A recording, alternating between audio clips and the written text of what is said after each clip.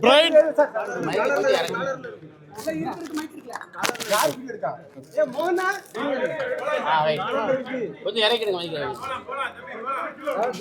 brain is the powerhouse of the body.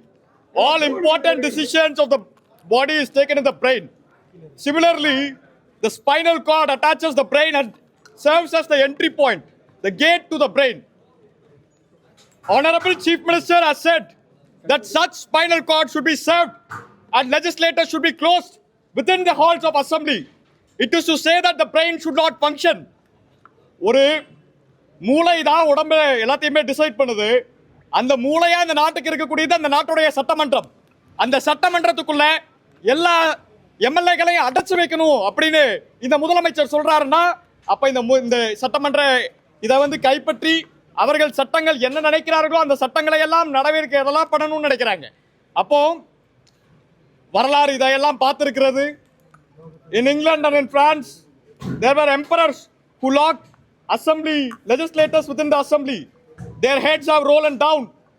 People have given their verdict. Similarly, Honorable Chief Minister should stay very aware that in order to not break the bones of democracy, otherwise when the bones of democracy is broken, the partitional politics bones would also be broken. Honorable Chief Minister, உங்க பையன் தான் sir உங்களோட இல்ல, என் அப்பா எனக்காகவும் இந்த விழாத்துக்குள்ள மக்களுக்காகவும் ரொம்ப காலமா உழைச்சிட்டு இருக்காரு. அவர் எங்களோட இருக்கணும்னு நினைக்கிறோம். இப்படிலாம் பண்ணாதீங்க சார். ஆமா, ஒரு டெஃபமேஷன் கேஸ்ல சார் எவ்வளவு டைம் விசாரிக்க முடியும்? ஒரு மணி நேரம் விசாரிக்கலாம். இப்போ எவ்வளவு பேசின வீடியோவே 5 நிமிஷம் வீடியோ தான் சார்.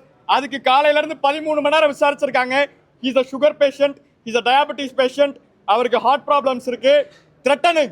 த்ரெட் பண்றாங்க, பயமுறுத்துறாங்க.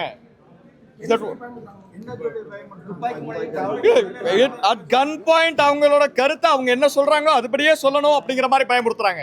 They are pressuring him. வேற any other questions? துப்பாக்கி முனையில மிரட்டினது உண்மையா? Absolutely truth. முழுக்க உண்மை. துப்பாக்கி முனையில தான் அவங்க சொல்றதை வச்சு மிரட்டி அவங்க என்ன சொல்றாங்களோ அதெல்லாம் அவங்க அதுபடி வெளியே வந்து சொல்லணும். நாங்க மிரட்டினதெல்லாம் சொல்லக்கூடாது. என்னென்னலாம் அவங்க சொல்ல வைக்கணும்னு நினைக்கிறாங்களோ அதெல்லாம் சொல்ல வைக்கிறாங்க. அவங்களோட பார்ட்டிஷனல் பொலிட்டிக்ஸ் கட்சி, அவங்களோட கட்சி பேஸ் பண்ண அரசியலை இங்க வந்து பண்ணணும்னு நினைக்கிறாங்க. துப்பாக்கி முனையில மிரட்டினது உண்மைதான். I do not know the name of the. நீங்க அவங்ககிட்ட வந்து எந்த காவல்துறை அதிகாரியோட பேரை நீங்க இது பண்ணுங்க, சட்டம் அதுக்கான நடவடிக்கை எடுக்கணும். We will approach courts. We will get the degree there. Thank you. Akshay Markandeyan. Thank you.